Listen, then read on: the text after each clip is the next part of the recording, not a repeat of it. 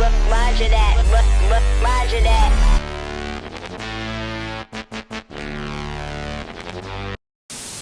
Yo, what's up YouTube? We're back with Rajah that.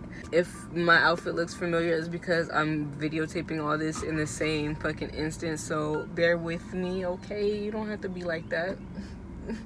Mind your business. Before we get started, like, subscribe, do all that good shit. Follow me on Instagram, Picasso Mommy. Yeah, as I said in my introduction video, I am waiting on my father, so we're gonna get this stuff done. This video is my coming out video. Woo! Hey. It's not like I haven't been out. Like, I don't know. I don't even really understand that terminology because, like, I feel like people just like what the fuck they like, and that's just what it is, and it's not really anybody's business. But I feel like it's been a long time coming, and people have been, like, kind of speculative about my sexuality. So this is to clear some shit up. I want to hit a lot of topics, and I'm gonna try and make sure this shit isn't too fucking long because there's a lot of points that I want to make. I'll be looking at my watch because it has my notes on it and whatnot. And so we're gonna get this shit started because it's Pride Month, baby. And so I want y'all to be proud to be who you are, and I want y'all to know who I is. So let's get it popping. Yeah, this is gonna get pretty fucking deep. It's gonna get real. So bear with me if this triggers anything in your life or within yourself. Then feel free to pause, come back, and recoup. Feel free to exit completely if this is just something that is too much for you to handle.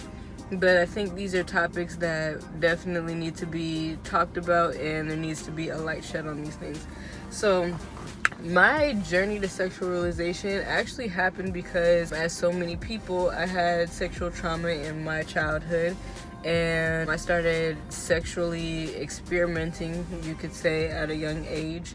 Most bi or lesbian or gay people will tell you that they started pretty young with, like, friends and shit, like sleepovers. We all know those ones. Yeah, I mean, it happens. And then a lot of the people that I was around, I didn't have, like, I love how I grew up, and the people that I had as influences, they did the best they could with what they had. So it's not to blame anybody or anything like that. We all gotta live life, you know? Yeah, I started off with one of my childhood friends, which was a girl, and we got a little, you know what I'm saying? And it wasn't, I didn't think anything of it. We were just trying to figure ourselves out and figure out what we liked and stuff like that. So there's that. I mean, there's not really much to tell. Like, I mean, I don't know if you want to get into details because I kind of don't. It's cringy. But yeah, so we started experimenting, and we kind of carried that on till, like, maybe 6th grade or something, maybe 5th or 6th grade. And then I started more thinking about boys and trying that whole thing out. Disclaimer, like, boys are freaking weird. So are girls, don't get me wrong. Like, I say that I'm bi. When I was in 8th grade, it was either 8th or 7th grade, where I started learning about polyamory and started learning about pansexuality and stuff like that. So I identified as pansexual in 8th grade, but not many people knew that, and a lot of people were just thinking that they were either lesbian or bi, and I believed that I was on a spectrum, which I always have believed. And one of my friends, she thought that she was gay or a lesbian at the time. And I mean, she was kind of scared to come out to us about it, but I really didn't think anything of it because at the end of the day, like, what the fuck does that have to do with me unless you're trying to get freaky, you know what I'm saying? And it really wasn't even that. I mean, I kissed her once, but it was kind of like a thing where I kissed her, I was kissing another dude at the time. It was, like, just very messy. And you know, kids being weird and stuff, so this is why I don't put anything past children, because they be out here doing the same shit. Y'all can say that y'all don't, but we fucking know. Don't act like you don't know. Okay? So there's that. And then when I was in ninth grade, I leaned more towards boys because I wanted their male gaze approval, which is fucking disgusting.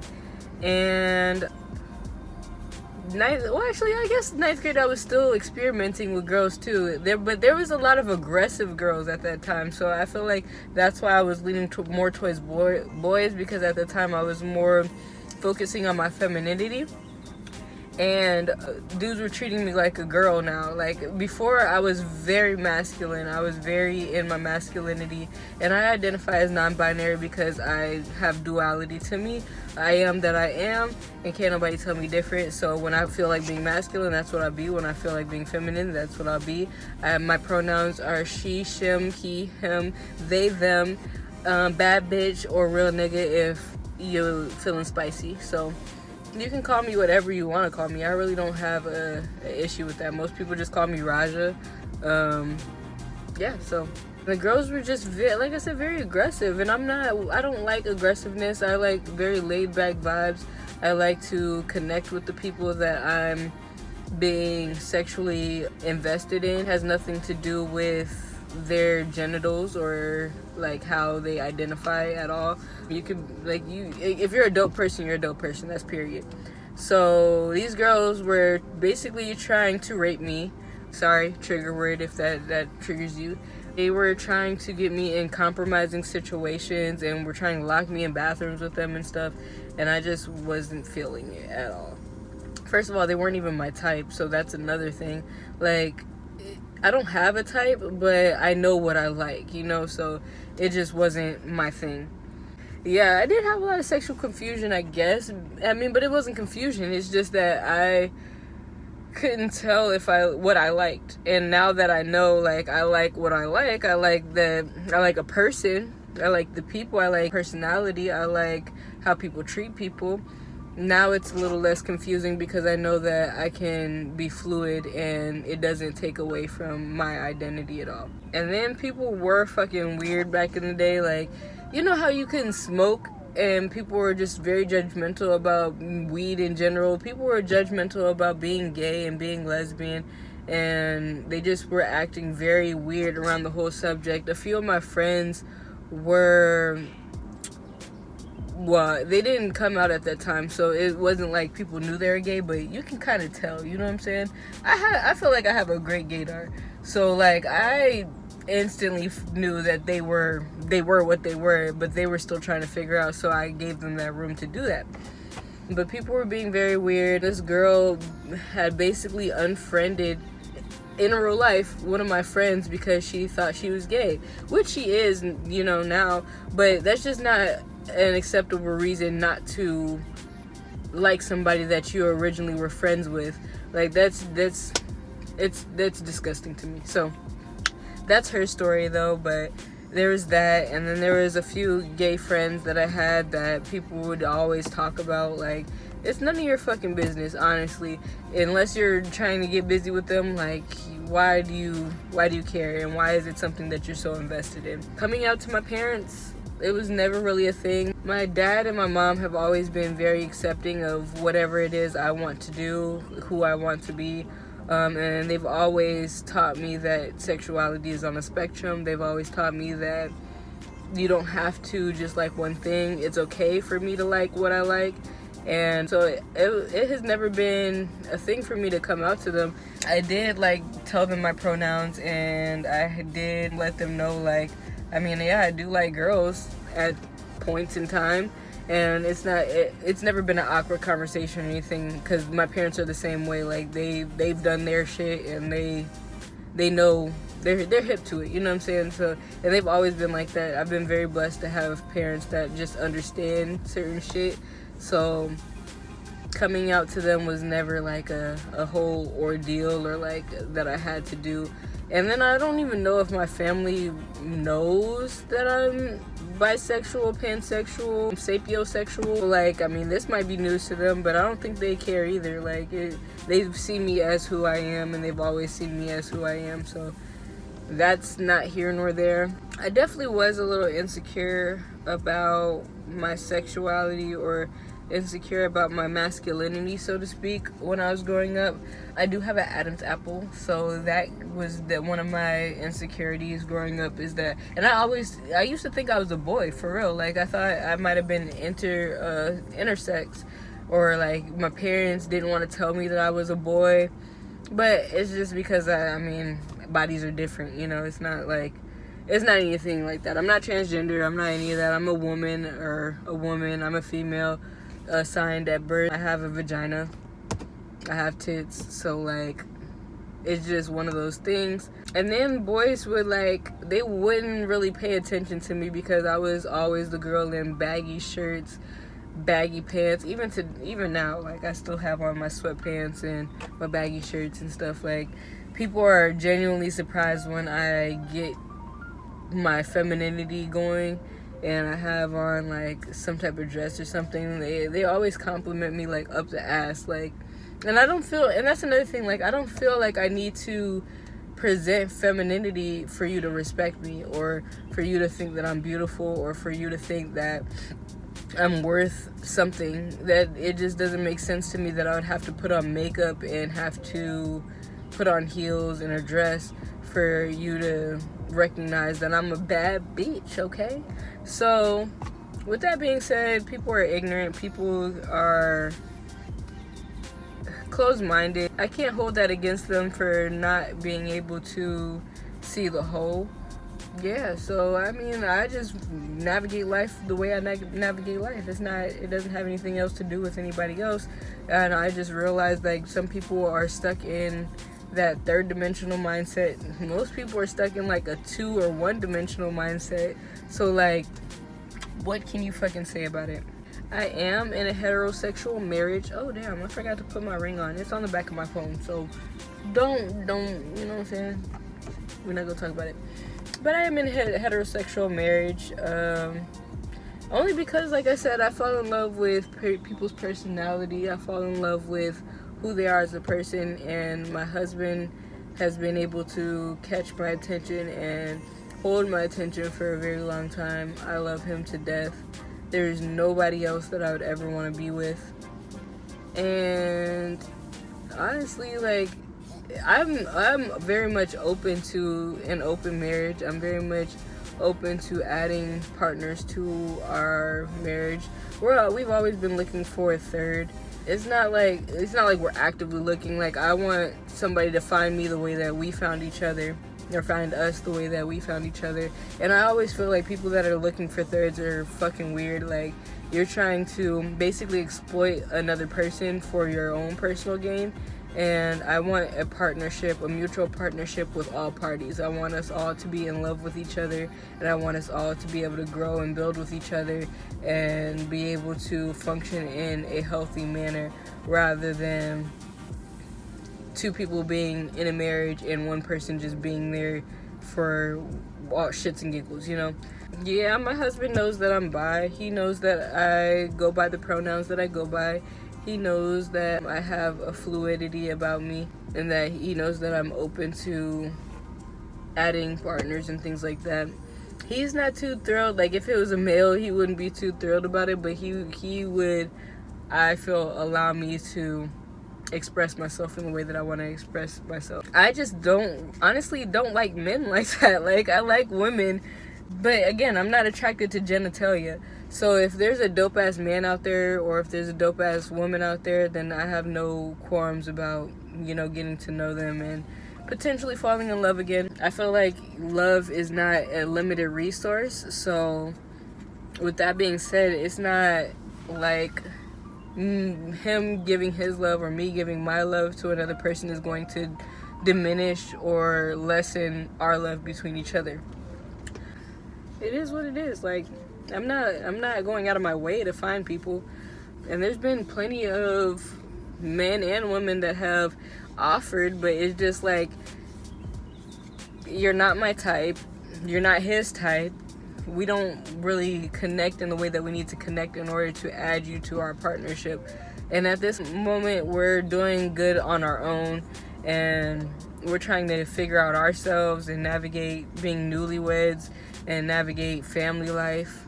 So we just need to kind of take everything slow and build up to that process. Like I said, I want the person to find me, or us find each other and be able to connect on that level, rather than it being some type of, I don't know, ad out there, like, you know, like male looking for male, female looking for female, male and female looking for female or male. Like, I don't want it to be one of them Craigslist type shits. Like, it's fucking weird.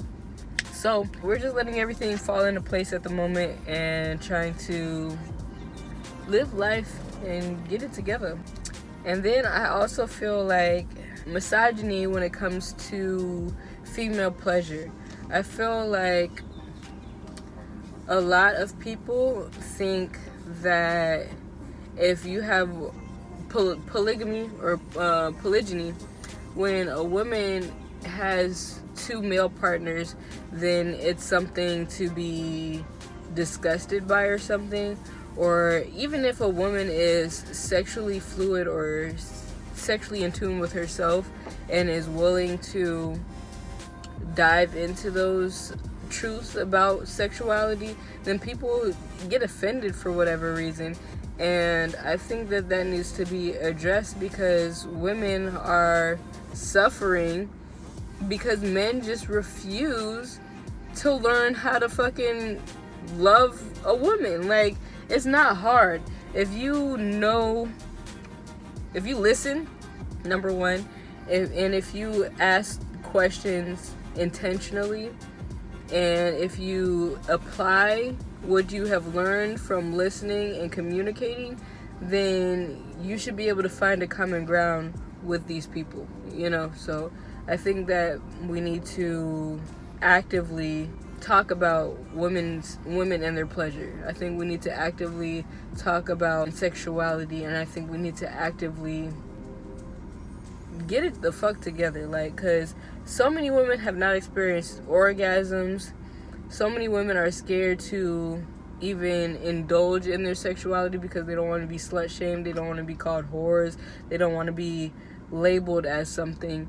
And men don't have to go through that same thing. So I think once we become more sexually liberated, and that doesn't mean sexually irresponsible in any way, shape, or form. I definitely believe you should be sexually responsible, and I believe that you should take the precautions that you need to take in order to enjoy yourself sexually.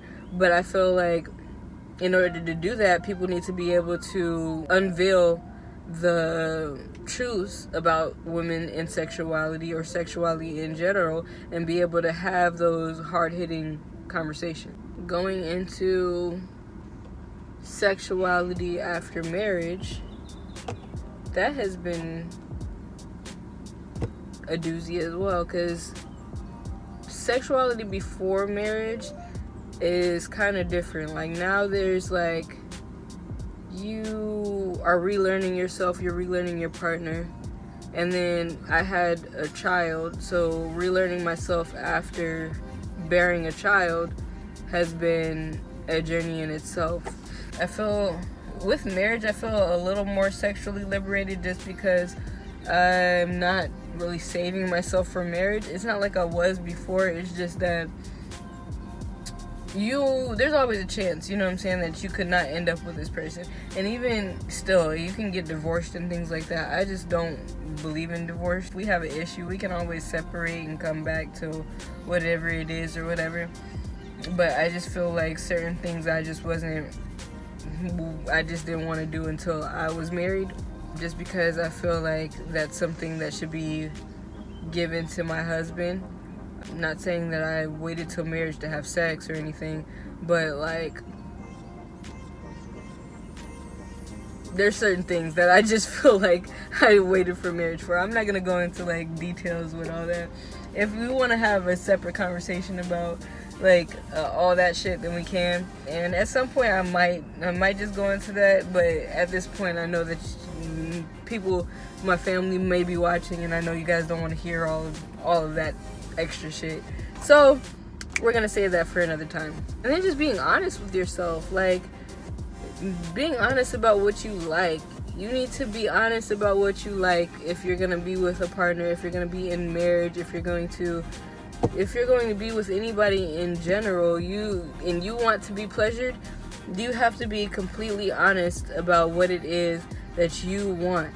Because if you're not being sexually gratified, at some point you're going to be pissed off. And it's not even, because I think that typically most of the time I'm kind of asexual. Like, I'm not really here or there about sex. If I ever get turned on or something like that, then yeah, of course I'd like to scratch that itch. But I've never been one of those people that's constantly thinking about sex or constantly needs to have sex and things like that. I just kind of go about my day. My husband is very much more hypersexual.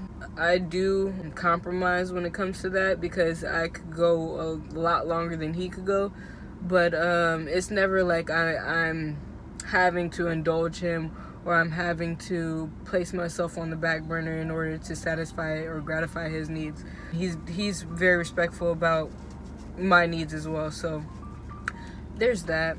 And just learning my body over again. Now I have hips and tits. Before I was a beanpole, as many know. I'm still pretty small, but like I have more width than I did, and so I've been running into fucking doors and corners because I just underestimated the size that I am now.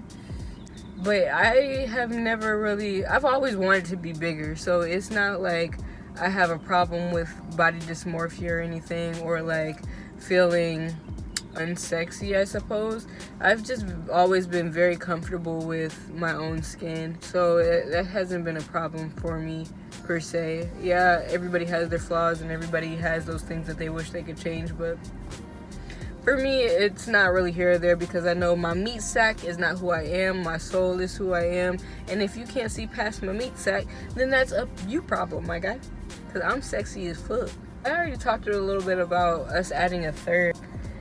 And we've always kind of had a third. Like, this is the first time that we've really been on our own, to be honest. Like, we always had somebody there with us to kind of buffer each other, kind of be the median between our two kind of polar opposites.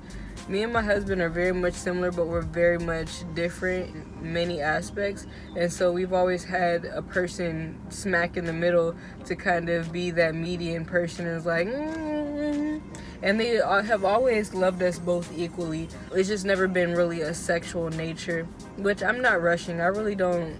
It's not like I said, I'm not really that much of a sexual person, so it's not here nor there to have a third to be sexual with. It's just to share intellect with, to build with, and to just join us in our journey. I think that we both feel like we have more love to give and that we like to connect with people in general.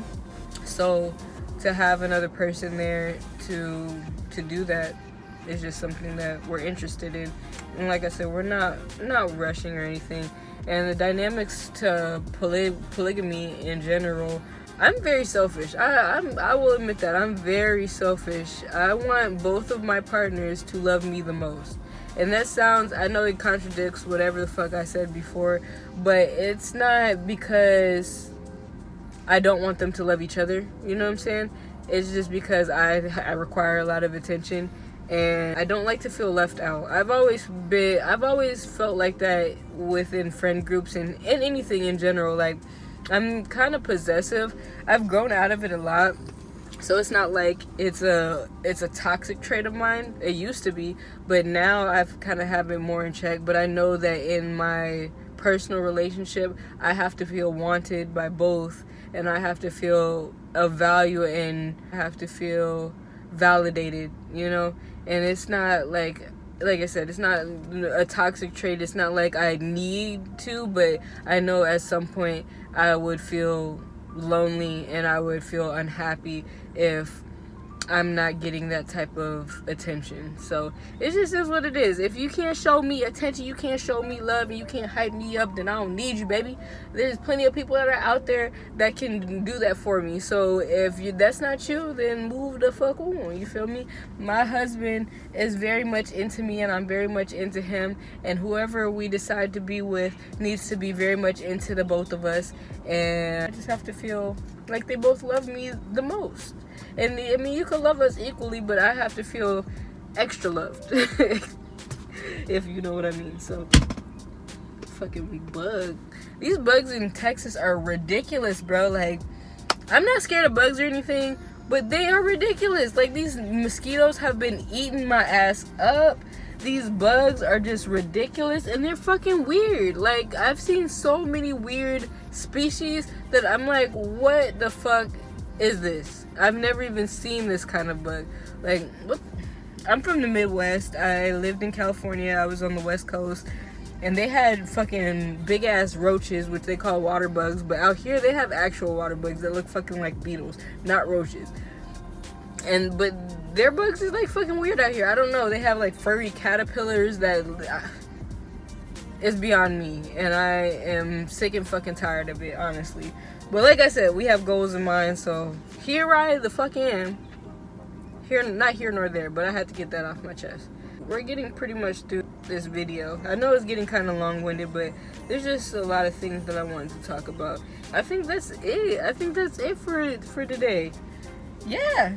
We didn't do too bad. We did not do too bad. If there was anything in this video that you wanted me to elaborate on, or that you felt like I skimmed over or something like that, that's not too personal, feel free to drop a comment. Feel free to inbox me. Feel free to reach out to me in any way that you feel you need to, and we can handle that. I am an open book for the most part. I really don't have too many secrets, and I don't have any quorums with expressing myself or letting people into my mindset. So if anything stuck out to you that you wanted to talk about, feel free to ask. I'm here. I'm queer. And I'm happy.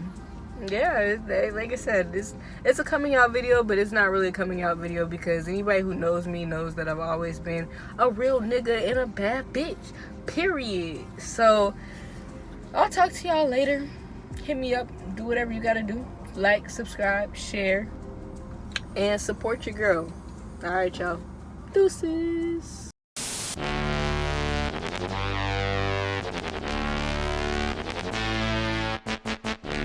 Now Rajah that.